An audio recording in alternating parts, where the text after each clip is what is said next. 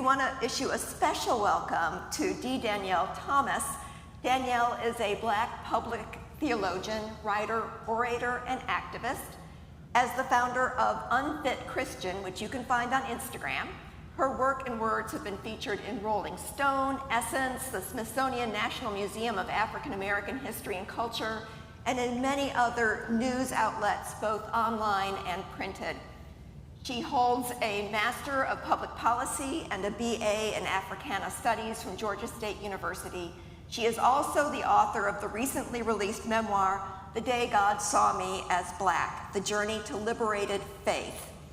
So she's here today largely stemming from a very thoughtful and insightful unpacking of this halftime show on Instagram. And this was a show that went over the heads of many of us, but which deserves to be heard and understood. Our denomination has a statement of faith that includes these words: "In a broken and fearful world, the Spirit gives us the courage to pray without ceasing, to witness among all peoples to Christ as Lord and Savior, to unmask idolatries in church and in culture, to hear the voices of peoples long silenced, and to work with others for justice, freedom, and peace." So may that same Spirit open us this evening, for our world is indeed broken and fearful, and there is a great need for us to hear and understand each other in new ways so that we can work together for justice, freedom, and peace. So in that spirit, let us welcome Danyelle Thomas.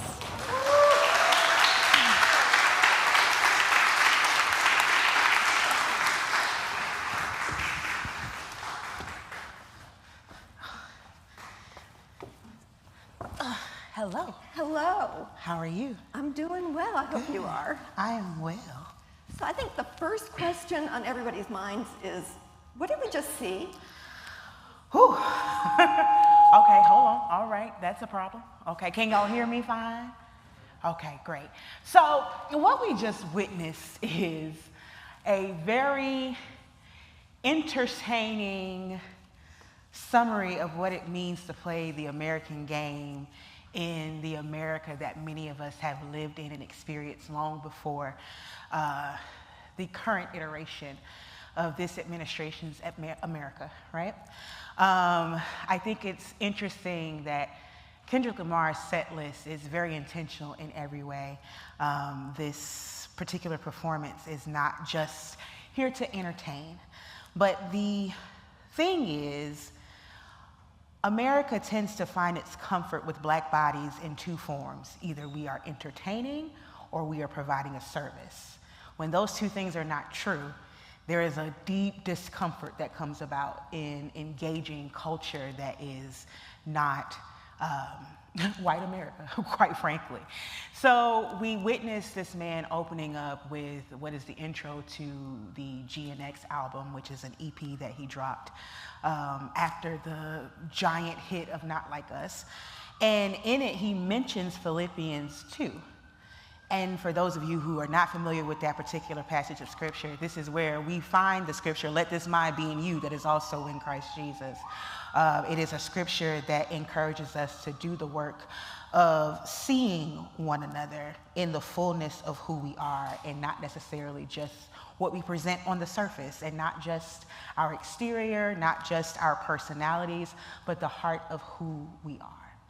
And then he goes into a song, Squabble Up, which is a song all about basically, like, if you got a problem with me, square up. Like, let's just go ahead and handle this. Let's just go ahead and solve this. And it's after he steps forward in this very bold way, we see him surrounded by women in red, which I think is very important to note. It's a message about the bloodshed of this country, about whose blood is in the soil. What a lot of people may not understand, with enslavement, the money was not necessarily in the crop. The money was in the womb. The money is in the production of the labor class by enslaved women. The money is in being able to sell those people into other people. And so to have those women who are beginning dressed in red, and then we will later see them dressed in white, I think is an intentional statement by Lamar. And then we get this immediate rebuke from Uncle Sam via Sam Jackson of, oh no, that's too much, it's too loud, it's too ghetto, right? It speaks to this idea of always keeping in mind what the rules are for your Black body as it presents in the American game. And so he gets this rebuke and he gets this conversation going, and then we immediately go into a song called Humble, right? Sit down, be humble. Like, that's the message. It's like you have to remember that you need to humble yourself. That's part of the American game, is making sure that you don't come off too boastful, too proud, too self-aware, too self-inclined, too self-determined, right? Sit down, be humble. Although if you listen to those lyrics, they're the antithesis of humility, right? It is very much him making this statement about who he is, how he shows up in this world, and why he has no reason to fake humility. But rather, he's giving that message to others who believe that they are in his direct peer class, who believe that they can tell him who to be and how to show up in the world. So we get this very quick message after this rebuke that, you have to sit down and be humble. That's how you survive, right? Then we go into another part of another song. A lot of these songs are truncated, so I won't go by the playlist song by song. But we go into a series of songs that kind of have this same message around remember who you are, both in the positive of remaining confident in who you are, but also in what it requires you to survive the American game, which objective is to kill you, right? So then we go into Sam Jackson going, okay, all right, fine, now we're better, that's how we should be, that's how it should go. And then we get Kendrick going into what is expected of him, right? I want to perform this song that I know all of you love. I want to perform the hit song that everybody came here for. Again, Black bodies are only comforted in this nation when they are in entertainment or when they are in service. And so it's like, I want to perform the song that all of you know. No matter what your race, color, creed, background is, no matter what your lived experience, your education, everybody knows this song that's more than likely what you're here for, right? But instead of going into that, instead of giving people what they know they want and what they expect, he decides to slow walk it, right? He goes into a song that perhaps other people outside of his shared culture and ethnicity may not know. This song is not just a cut from this recent album that may not be aware to people who are just casual engagement or casual listeners to his work, but it's a song that samples another song that is a cultural touchstone for us. Having a Luther Vandross sample of If This World Was Mine, which is one of the ultimate love songs that we find. We hear people play it at their weddings. We hear it on playlists. It's on Quiet Storm radio selections, right? To hear him using that thing and to say, like, if it were up to me, I wouldn't give these people who really are below me or beneath me any kind of play. I wouldn't give them my attention. I wouldn't give them this idea that they have the ability to determine who I am, that they can tell me my identity. I wouldn't worry about that if this world were mine, right? Whereas the original song is like, if this world were mine, I would give you all the things that you need to feel loved, to feel cared for, to feel seen.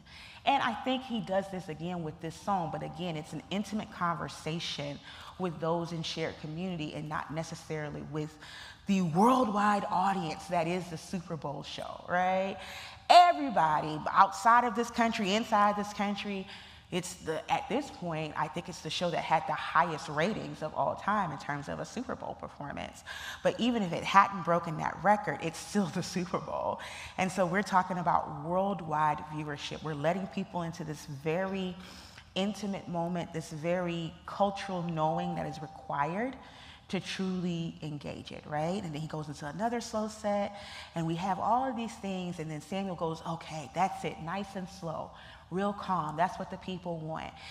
And let me jump back a minute. I think what I didn't want people to miss is when Kendrick is shown with his friends, with his comrades, and in community in that way. Sam comes back again and says, oh, the old cheat code of community, right? It's one thing to get someone isolated. It's one thing to get someone by themselves. It's another thing to try to get someone when they have community and communal support, where they have other people who, as Philippians says, sees them and understands them and wants to be in community with them to support them and to see the best come from them. And Sam goes, the old cheat code, scorekeeper, deduct one life. Because what we have seen over and over again is that as the Black community historically has come together and done things to support itself, to uplift itself, when we built our own Wall Street, they burned it down.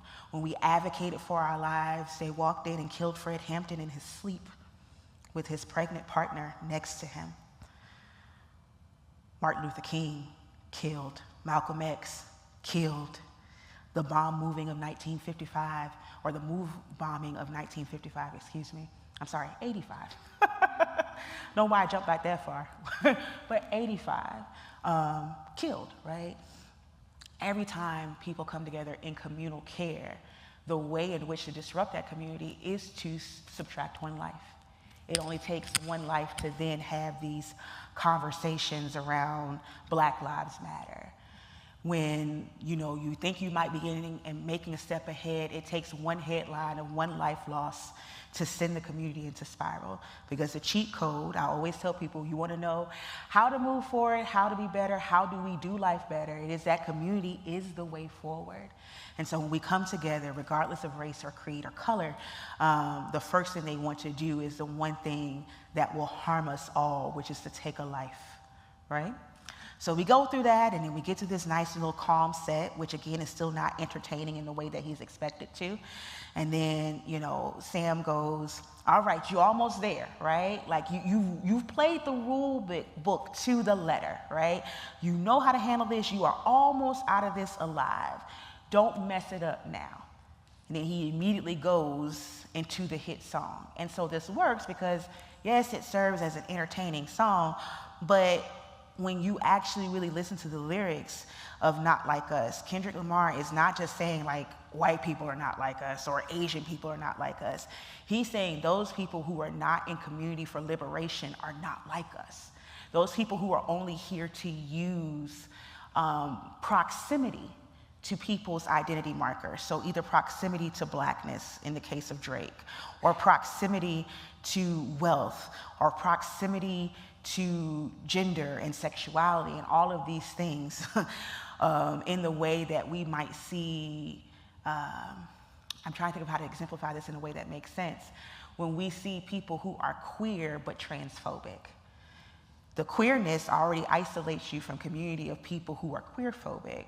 And some people trade on those factors and then become phobic of another less or more marginalized group, and then use that proximity to the dominant group of like, hey, see, I don't like them either, to try to score these points, right? These are ways in which to divide community. They're not like us, in the sense of saying like, because they're not like us, we now need to isolate them.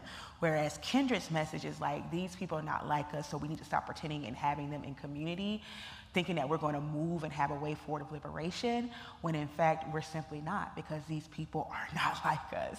And then closing out the show, of course, with the very high entertainment second half of TV Off, was again just another cultural moment. So he rounds out to the cultural expectation of entertainment. But the beginning is very much, I'm going to do this in the way that I desire to, and I'm going to have the conversations and make the statements, even if they make you uncomfortable. Now, I'll close by saying this. You have to take into context that this is not only a world stage with millions and millions of viewers. We also have the leader of the current administration in the House, right? And we have this man saying, you picked the right moment, but the wrong person, right? While also saying, referencing Philippians 2, right?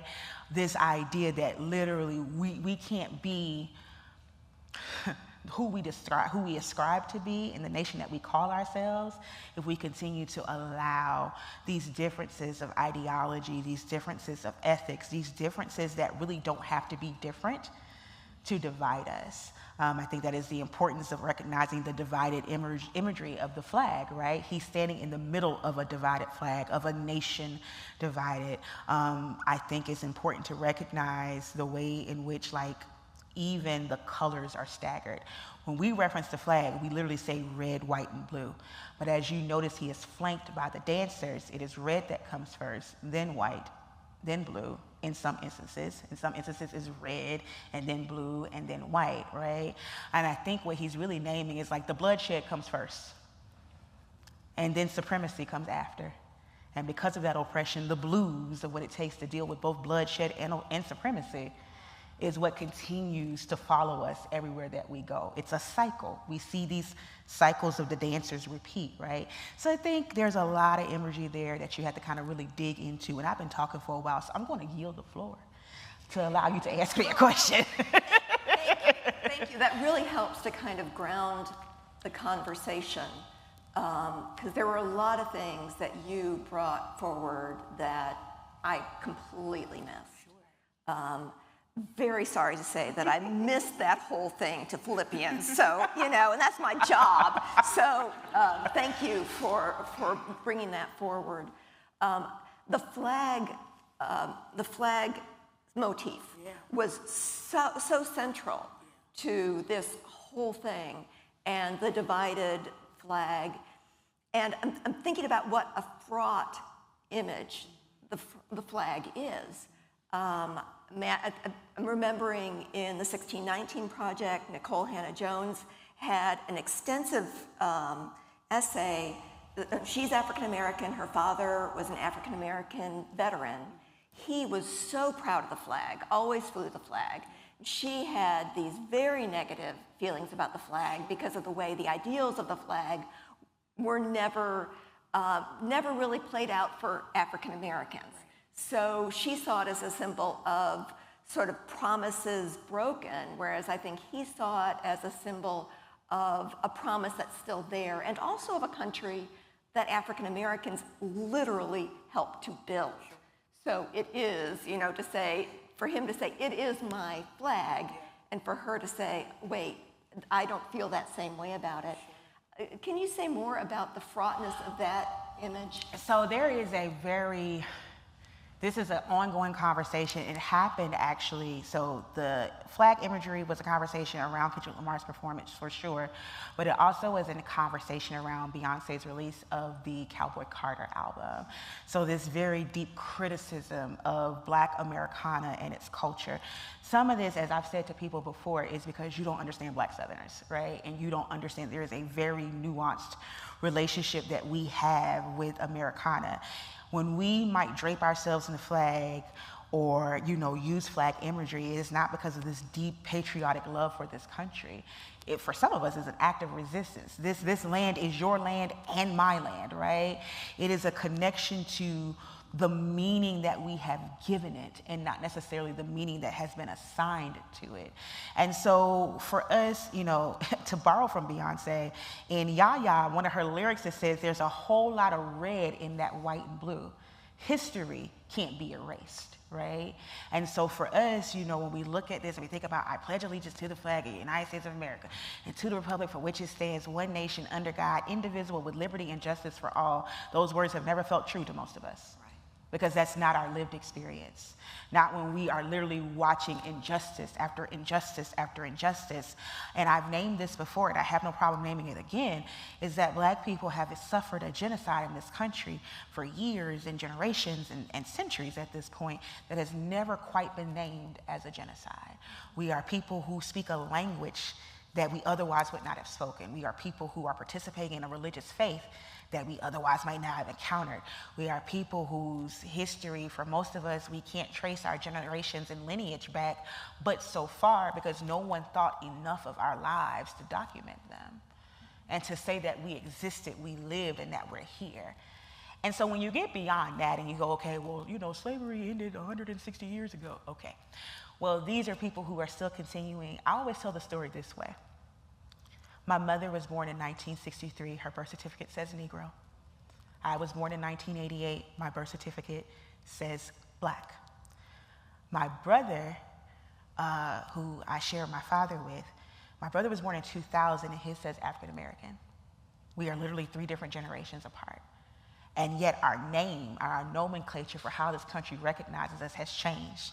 I'm sure yours says white. I'm sure your mother says white. I'm sure, everybody before you has said white, and you've never had to see your identity, at least as far as race is concerned, reclassified and renamed at whim, and not necessarily by your defining of that name, but by how someone else has decided to define you. Many of us have stopped referencing ourselves as African American, and we might just use Black, or we might just use Black American, because thanks to colonization, thanks to supremacy, thanks to racism, we have such a divide across the African diaspora that continental Africans do not recognize our Africanness, and Caribbeans or West Indian folks don't recognize our sovereignty because we don't own the land here, and we're such a small percentage of the population. We are a people without a home where we have supposed to have home, and without a home to return to. And so I also name it in this way when you want to understand genocide, is the fact that Flint still does not have clean water after decades at this point. Flint still does not have clean water. Right here in Alabama, in Lowndes County, there is open sewage folks are dealing with. And the settlement that the federal government reached with them was just reversed last week, like on Palm Sunday, so week before last. So you literally have to take into account the conditions in which people are still living in and living under with that flag. For me, as a Southern Black woman, an American flag flying from a home has almost the exact same meaning as a Confederate one. I look at it not as a sign of patriotism, but as a symbol of I might want to watch my back here. It might not be safe here. And so for many of us, we find comfort, or maybe we can deal with flag imagery when we are controlling the image and when we are controlling the name of it. So in Black rodeo circuits, it might work. In trail rides, which are very popular or becoming a popular thing outside of the country now, trail rides might be somewhere we're comfortable with. We might be comfortable with 4th of July, right? But for many of us, you'll find us saying 4th of July has no meaning to us. We weren't free at that declaration. So for us, it's a way of doing community. We come together for the cookout. We come together with our families and our family reunions. But our relationship to the flag is as complicated as our relationship is to this country. But for many of us, we have found a way to reclaim a pride in that flag because we did help build it, because we did help name and shape the culture of this country. Even when we are not credited for it, we have still been part of it, whether people want to acknowledge it or not. You can't erase history, and you can't erase us. We were here, we are here, and we'll continue to be here. And I think that is what many of us are naming in our declaration, and even in our resistance of, I'm going to wear this flag because you think I shouldn't, because you don't think I have access to it, because you don't think it belongs to me as much as you. So I think, again, it's just a very complicated relationship, but I don't think we hate the flag. We hate what has been done in its name. It brings back Colin Kaepernick and the reaction to why would he not stand for the, I mean, he was kneeling for the flag. He wasn't flipping the bird. He was kneeling. And yet it was seen as so disrespectful and wrong. When I was reading your book, do you mind if I reference your book? Absolutely.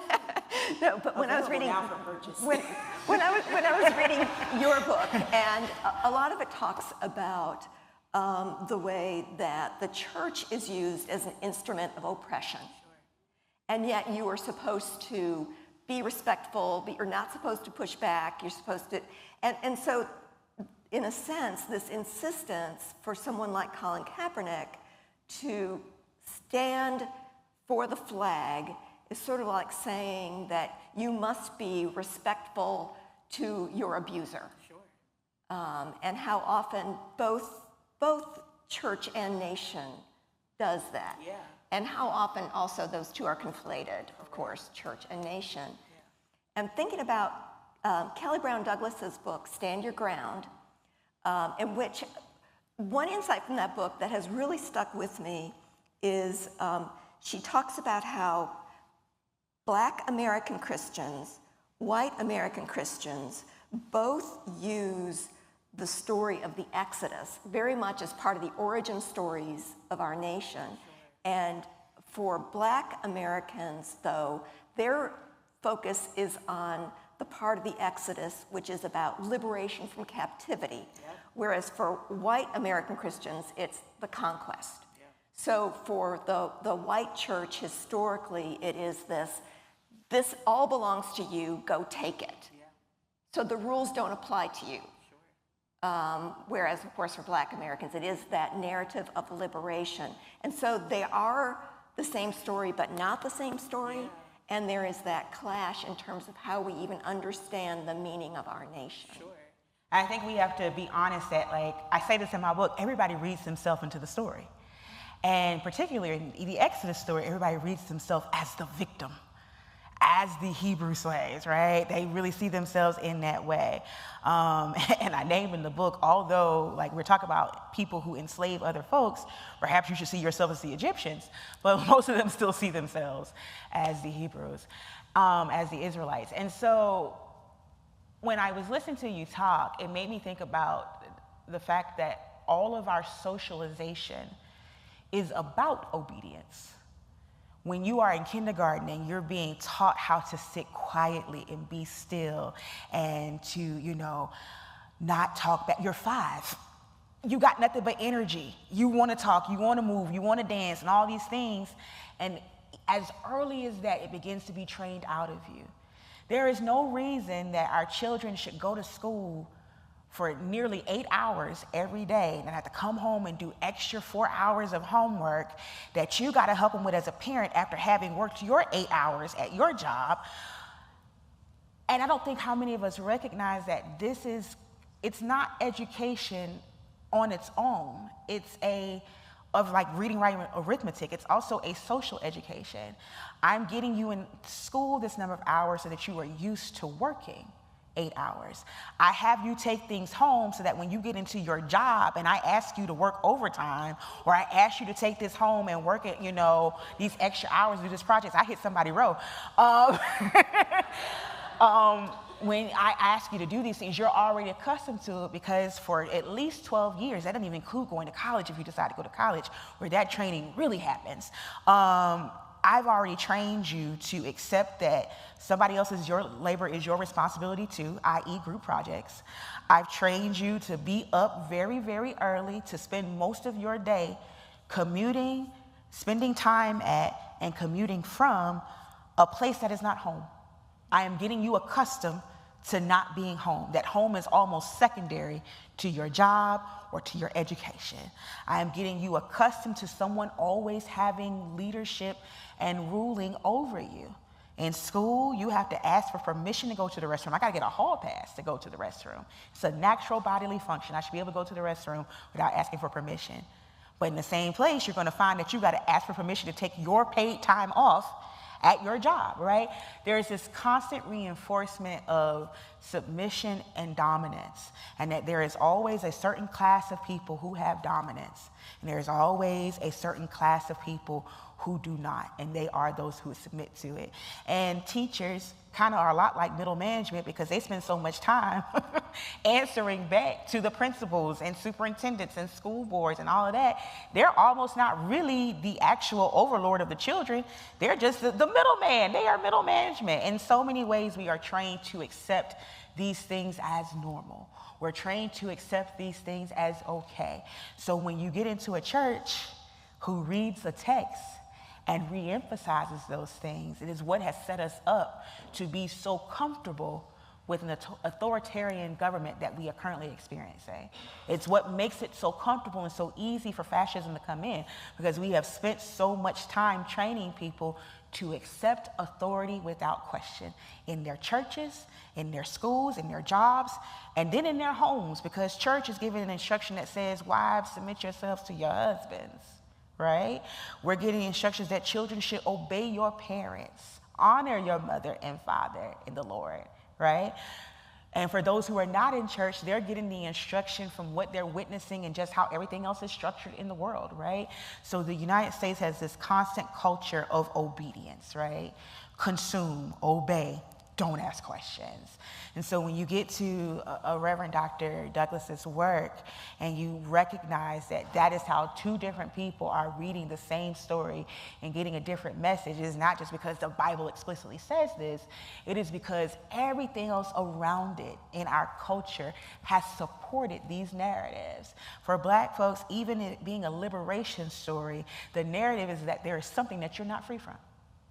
By the nature of America's game and the rules as it is set up, your Black body is not free, so it must seek liberation. It must seek some way to be free, right?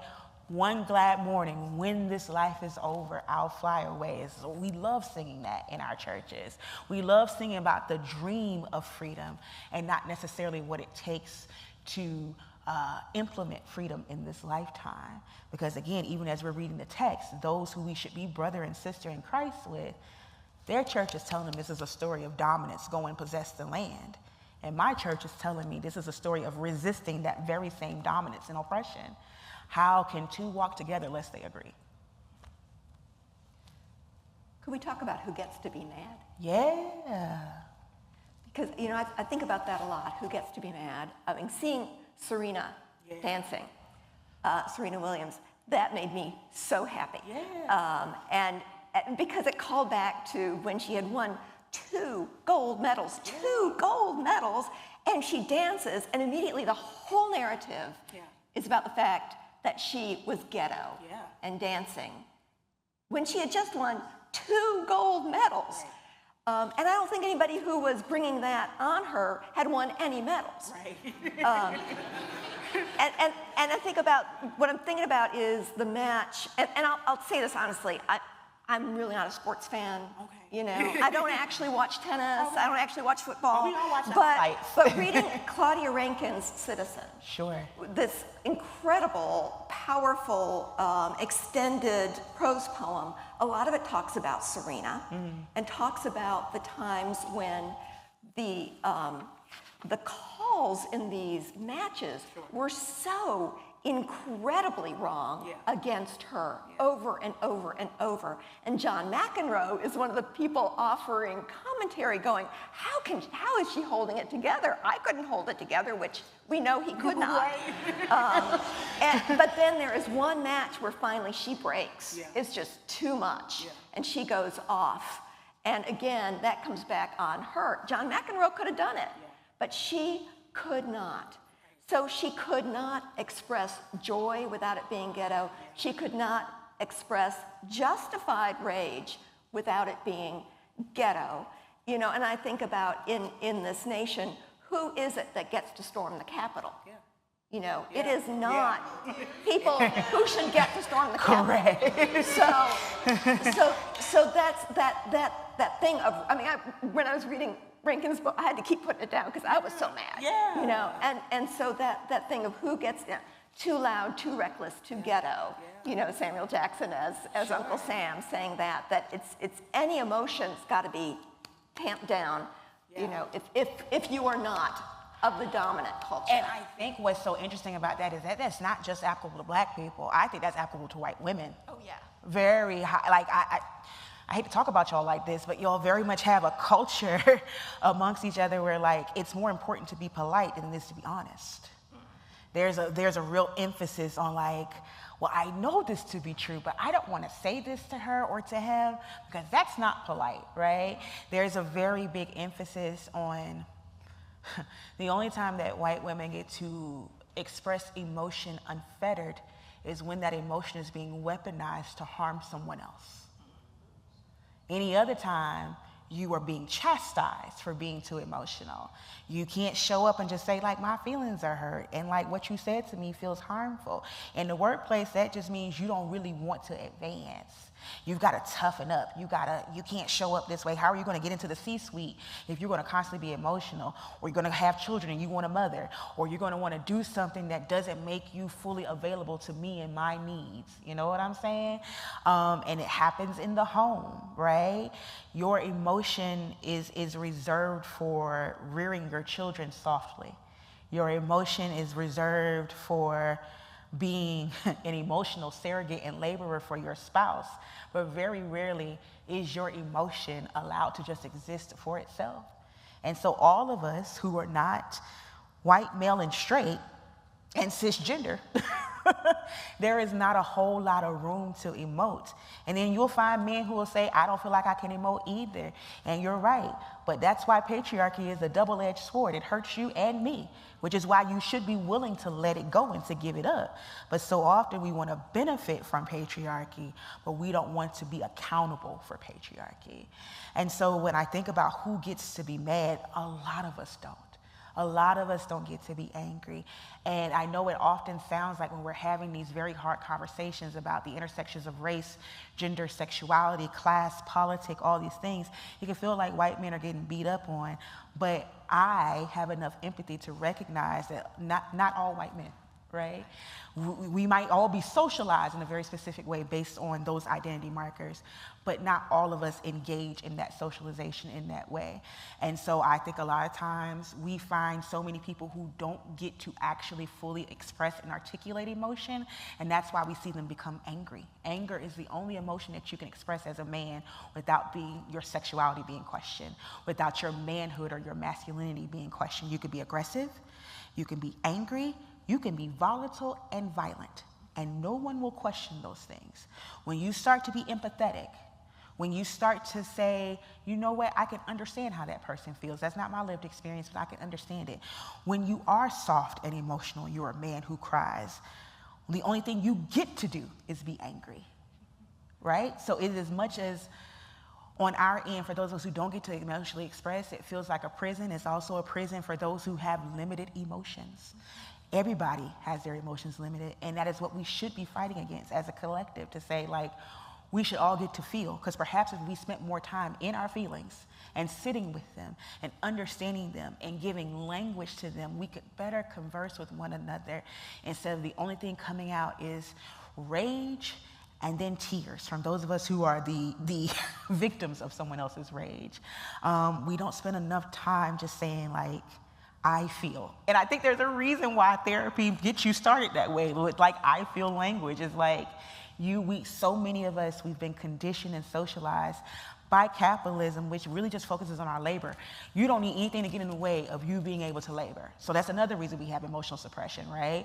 And we justify it with the Bible. We justify it with gender roles. We justify it with sexuality and our definitions of what it means to be sexual. We justify it with politics.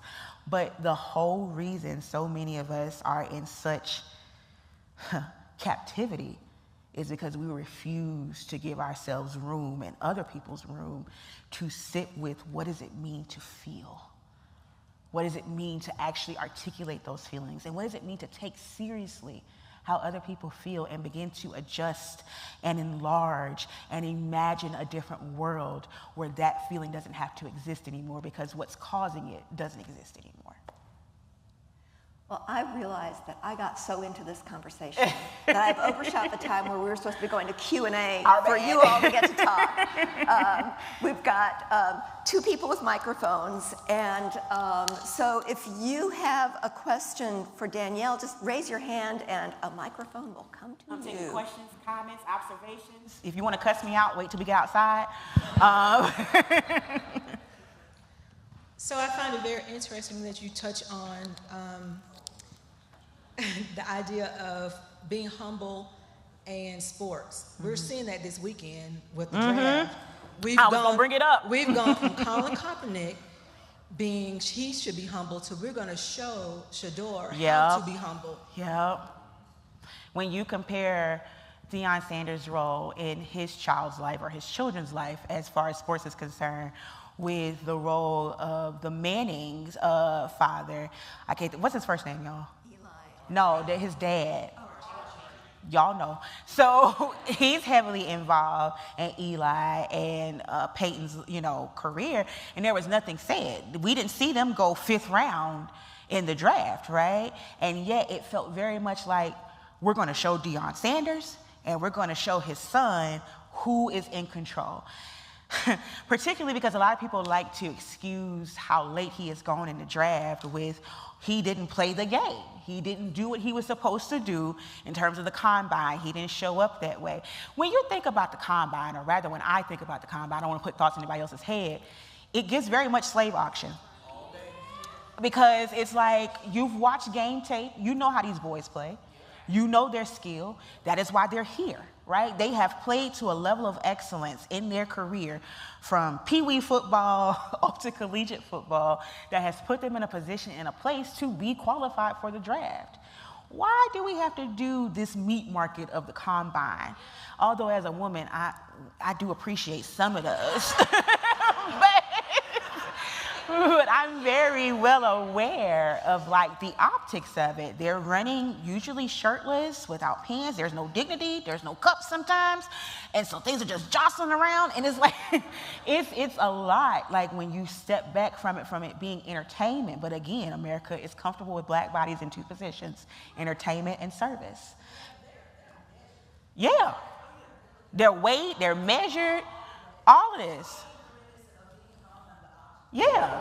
And their measurement pretty much correlates to how much money they are going to garner from each team. Correct. So that, I'm glad you brought it up, sis, because I was going to bring it up. But that's absolutely like one of the things that like I think just re-articulates. It's why Kaepernick kneeled. It's why so many of us took a stand, or some of us take a seat now with the Pledge of Allegiance. It's why so many of us name like, this is the American game. So when I witness people these days going, I can't believe this is who we are. I can't believe this is what America has come to. And I'm like, this has always been my America. What we are experiencing as a collective has always been my lived experience in America. I drive a lot in my travels as someone who travels the country by plane, train, and automobile. And so I say this often, is that driving and seeing so much of this country makes me understand what people are fighting to protect. When you see the natural beauty that so many of these states offer in these places that are not cities, so in the suburbs, in rural areas, if you've driven through rural Pennsylvania, I get it.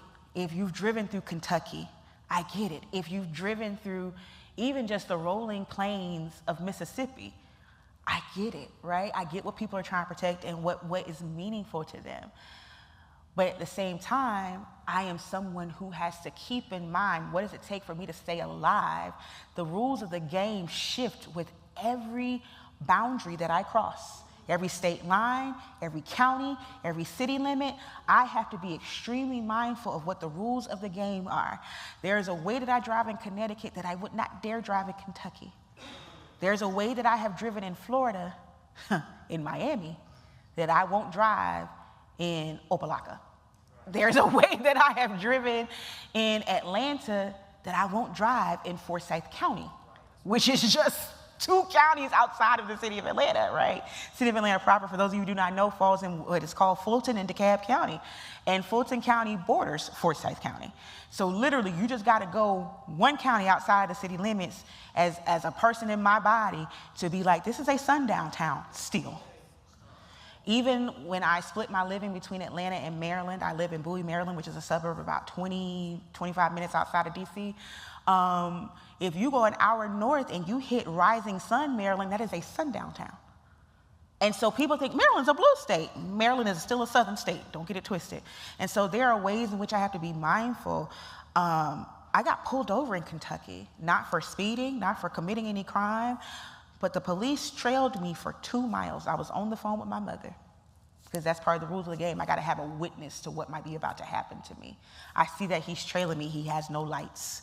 He has no reason. I have not given him a reason. I saw him pull out from when he was radar checking people, and I watched him follow me. And when I went to make an exit into the rest area, that's when he decided to turn on his lights and pull me over.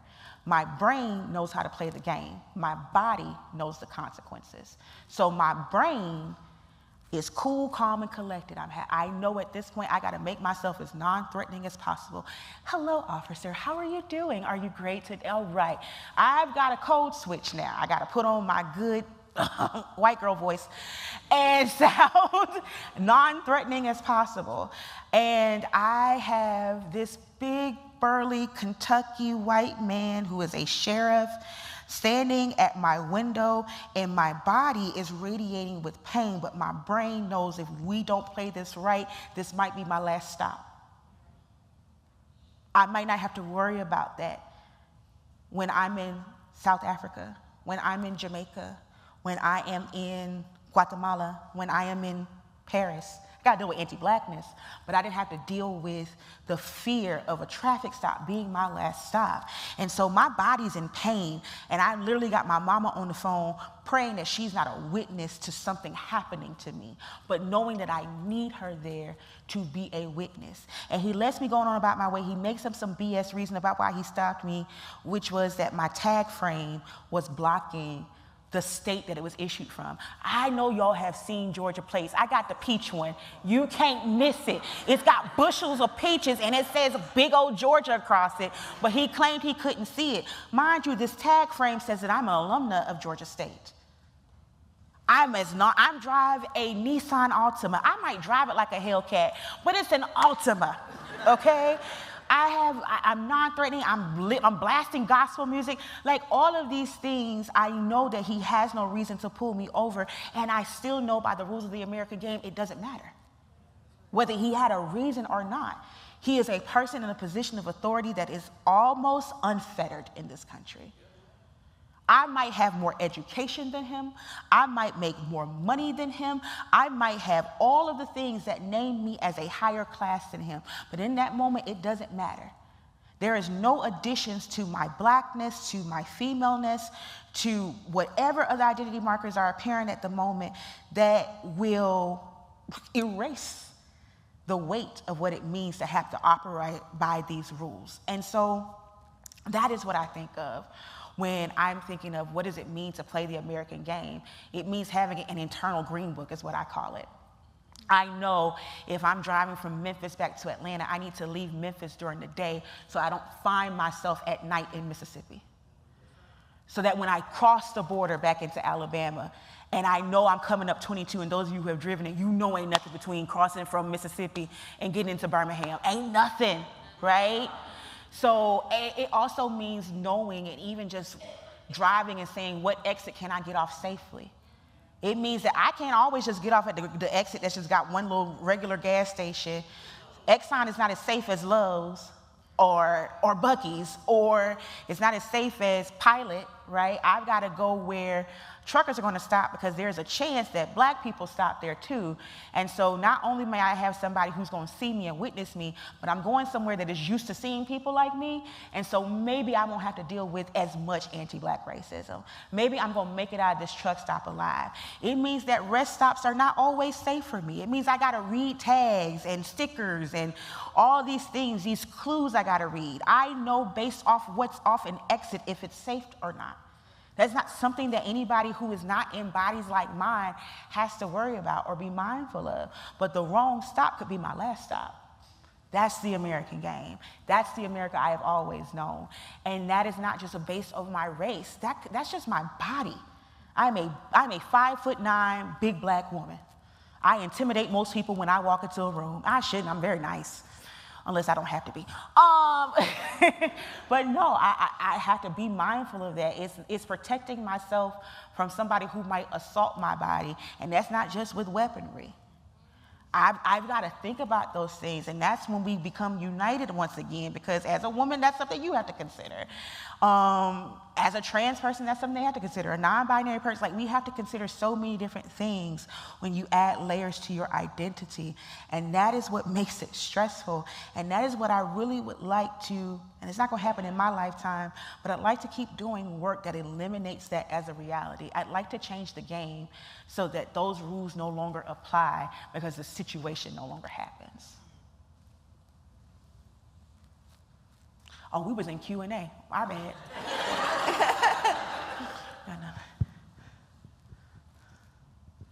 This is a little bit lighter question, but I was curious about Mr. Lamar's fashion choices. I'm a big fan of low-rise bootcut jeans.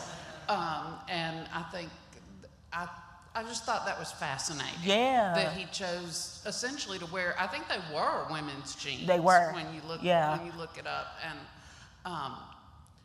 I don't think that was accidental. No, not at all. Nothing about his outfit choice was accidental. But what I found most interesting about that choice is it also is daring someone to question his masculinity.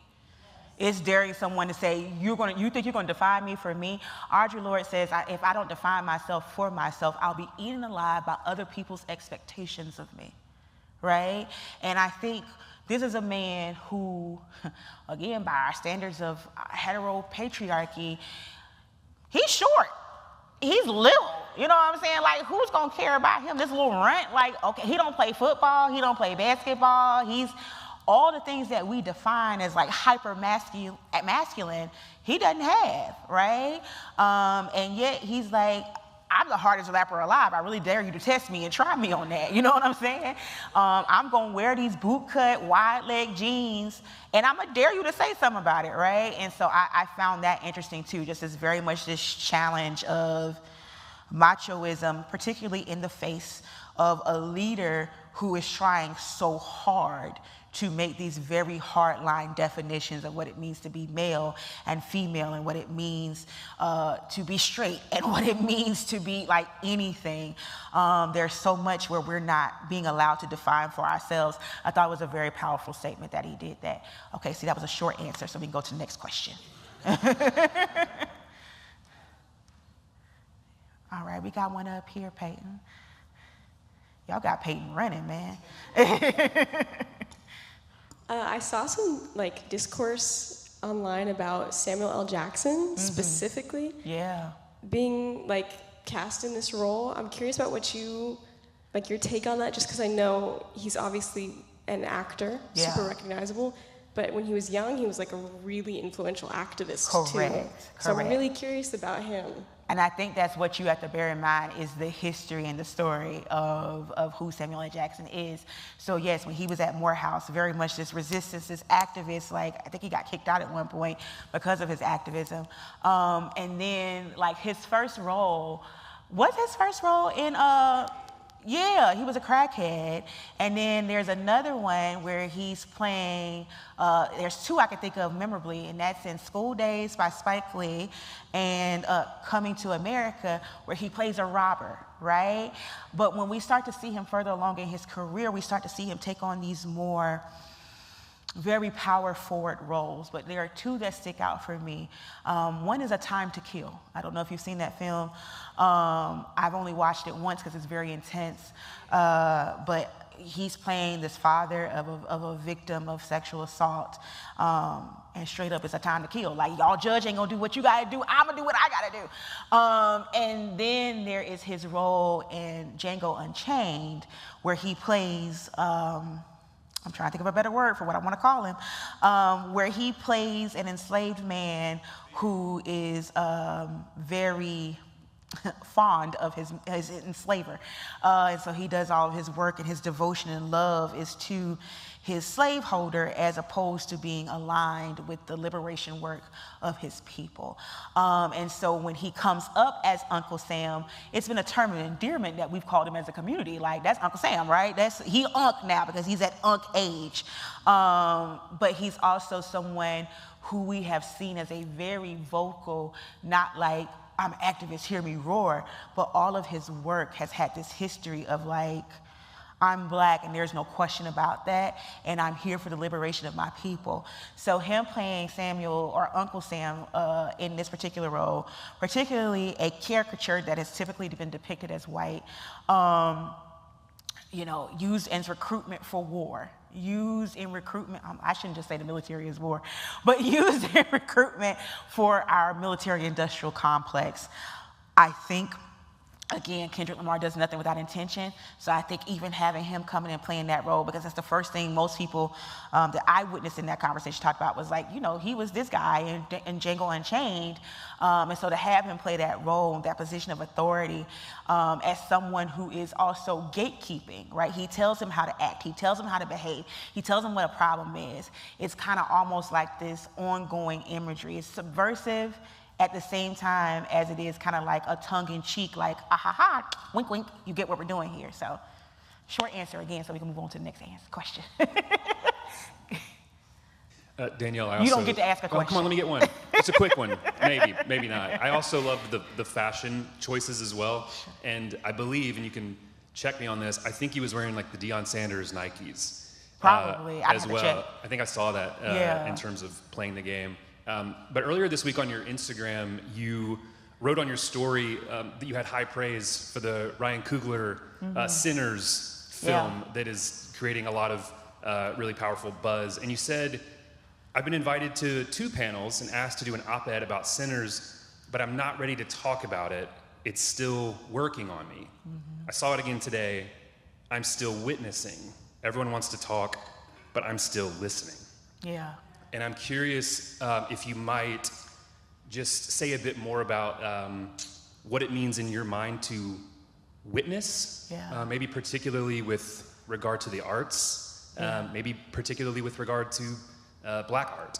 And where do you find where we as Americans fail in our witnessing, whether it's a failure of curiosity or empathy or, So for me, when I say I'm still witnessing, I'm still sitting with it. Like, I watched this film twice now. I plan to go see it again. But I've watched it twice now, and there are still moments that are jumping out to me that, like, I didn't recognize in the moment was a moment for me, right? When I say I'm still witnessing, I'm still allowing it to speak to me. I'm still allowing it to give its messages to me. I'm still allowing it to tell me what it means. Not only by its intention of how it was filmed, but what does it mean to me as someone consuming the art? And so I think we live in a culture that is very much bent on quick, fast, churn it out, let's watch the next thing. We've gotten very spoiled by binge culture, and I'm one of them. I binge shows. I don't even watch shows that come out one at a time until like at least 4 or 5 episodes have come out so I can binge them. Because I'm like, I want to hear the whole story. And in some ways, I have a friend, Valerie. She is the poet in my book. And we have a running joke. She's Baptist, raised Baptist, and I was raised what I call Pentecostal. So my father was full gospel Baptist, and my mother was Pentecostal. And so I have both of those liturgical experiences. And in the Pentecostal church, when we do hymns, we only do the first verse. Baptist churches tend to do the full hymn. And so we laugh about that difference because Pentecostals, we only get through the first hymn because we already shouting by the time we get to the chorus, right? Like we already in our whole slain in the spirit at that point. But Baptists sing the whole hymn. And the importance about the whole hymn is that is what tells the whole story. And so sometimes in our rush to get to the glory, to get to the joy part, to get to the fun part, we rush through the story. And that's what I feel like is happening with this film, Sinners. It's 2.5 hours of runtime. Like, there is so much to pull from it besides its surface message around race, around spirituality, around those things. I think there's a deeper story there, and I have such a profound respect for how this piece was put together that I don't want to rush to assign my meaning to it, because we live in a culture where a hot take is a check. Because those views and that engagement makes money. And I'm telling you this, somebody who has almost 35,000 followers on Instagram alone. I don't monetize my Instagram for that very reason. I don't want to be expected to have a comment on every single thing that comes out. Sometimes it don't need my words. Sometimes it needs the person who is asking me to give the take. They need to give their own take. They need to have their own opinion, their own ideas, and sometimes people just want to be fed their response. They want a hot take from somebody who they view as an authority or a subject matter expert, and they want to take what you said and just keep regurgitating that in other places instead of sitting with the piece themselves and trusting their own mind to be enough, to come up with thoughts, to come up with feelings, to come up with a response. So yeah, for me as a culture, as a society, we are such a microwave society. We want it instant, we want it fast. I think about how I yell at my phone when it takes too long to load something, but I grew up on dial-up internet. Like, I grew up with that. Like, that makes sense to me. And I'm like, I was perfectly fine with AOL taking 5 minutes to load one page with just text on it, and now I'm like, it didn't load in 0.1 seconds. Why is my phone not working? Because we have been socialized in a way to expect it quick, to expect it fast, and to expect it done, right? It is why we're starting to become over-reliant on artificial intelligence. AI only gives you back what you feed it. It's not a genius. It gives back what it's programmed with. But because we have been programmed to output faster, to make it quick, and then to move on to the next big thing, we don't even spend a lot of time sitting with it. But on the same hand, I'm thinking about we're just coming up on 100 days of this man's presidency, and everything's becoming so quick and so fast, you haven't had time to digest it. And that's the purpose. If I keep you constantly moving and reacting, I don't give you time to think. I don't give you time to sit with those feelings. So when we talked about earlier, who gets to feel really is the question. It's not just who gets to be mad, who gets to feel. We live in a society that always has us so focused on surviving it that we don't really get a chance to enjoy it, to engage it, to hear one another. That's what I love about this space right now, is that we are all sitting here in conversation. I haven't seen anybody pick up their phone once, and I know I'm not that interesting. But the fact that we have all been sitting here in this conversation, in this space, in this way, willing to raise our voice, how often do we just get this as a normal opportunity? I know for me, in my church traditions, that didn't even happen on a Sunday service. Yes, you talk back to the preacher, but it's literally to encourage the preacher, right?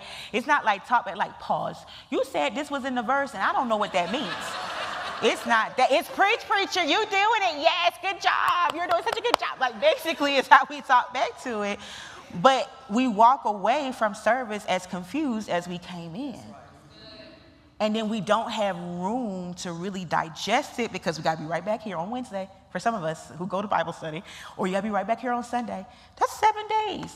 Sometimes the sermon is so good, it needs to work on you. You need to sit with it. And it's not like you can come back and be like, hey, pastor, I know what you preached 2 weeks ago?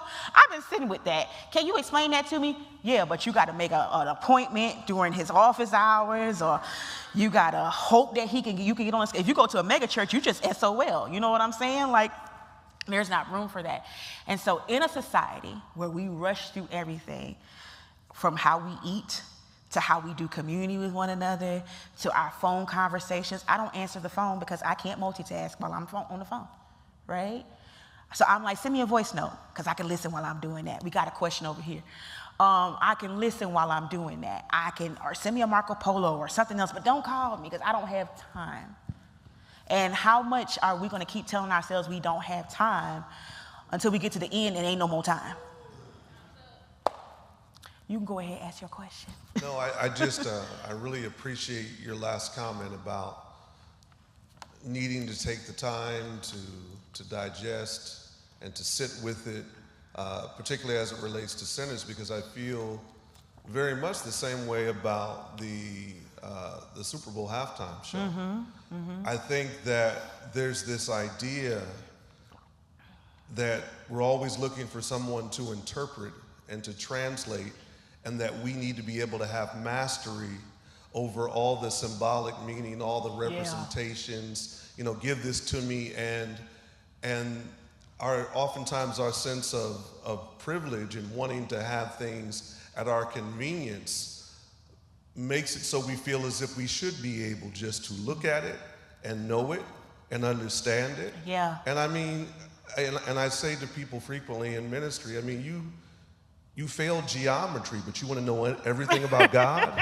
Right. You think you can know it all? And I mean, and when I look at the Super Bowl halftime show, I would just say to encourage, you talked about Philippians, but when Paul talked about in 1 Corinthians 13 about we see through a glass dimly, we see, but we only see in part. We prophesy, but we only prophesy in part. We know, but we only know in part.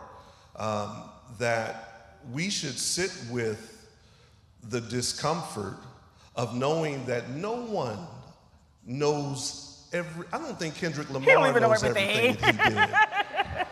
I mean, to not acknowledge the significance of the red and the blue for someone who has an association with the Bloods coming out of South Central Los Angeles with Crips and Bloods and those colors and all of the other multiple levels. And I think that even right from the beginning when he said that the revolution will be televised, Yeah. should put it into a context that when Gil Scott-Heron said the revolution will not be televised, it was saying that the way that you expect to get it, the way that you expect to have it packaged and delivered and explained for you is not where it's going to appear. It's going to be in the streets. It's going to be in the community. It's going to be outside of your gaze, outside of your view. Yeah.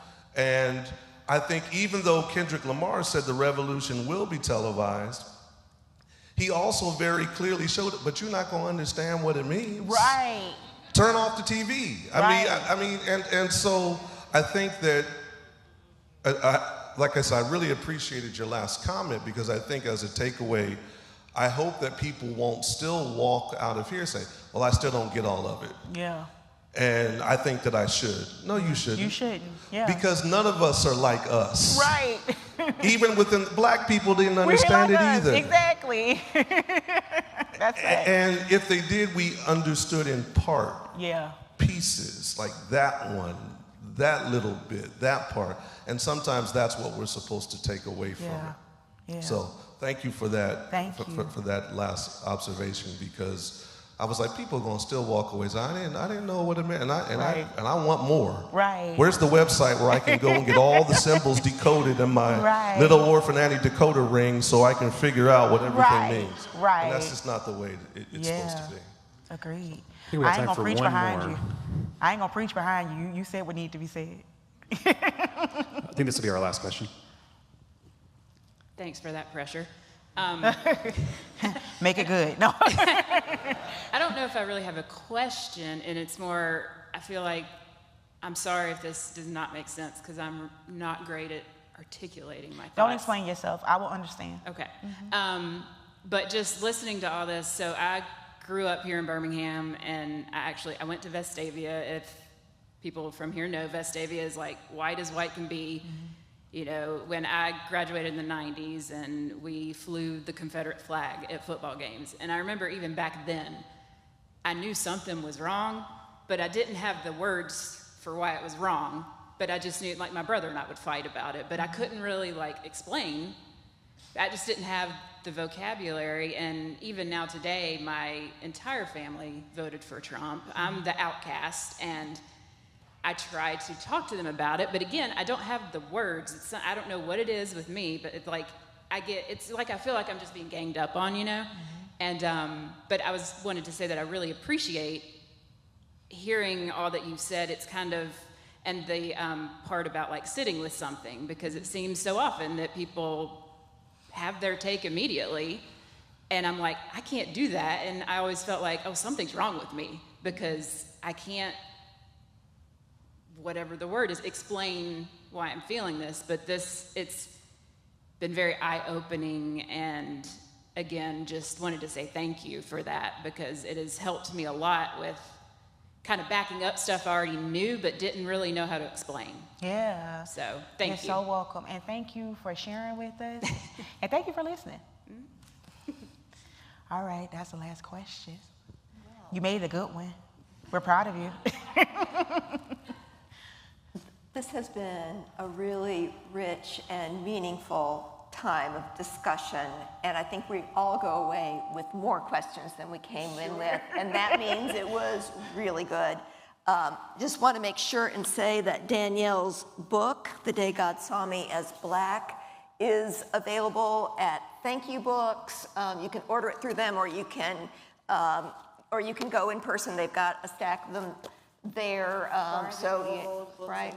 Amazon, pretty much wherever they sell books, except Target and Walmart. Although they're available online there now, I just found that out. But physically, you can go to a local bookstore. You can go to Barnes and Noble. Also, if you were just like, my money's tight, Danyelle, I would love to, but I can't. I love the library, so please go request it at your local library if they don't have it already. It's also on audiobook if you don't like to physically read books. I narrate it with the sultry sounds of my voice. And it's not like a boring narration. I get real active, so like you'll enjoy it.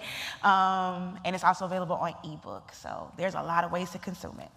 And for just a few minutes after this, Danyelle will be available in the chapel, which is the room that's to the right as you face this way when you go out of the sanctuary. She'll be available to books, so. We don't have books to sell, but you can chat with her. If you did already have a book, you could get it signed by her. Yeah.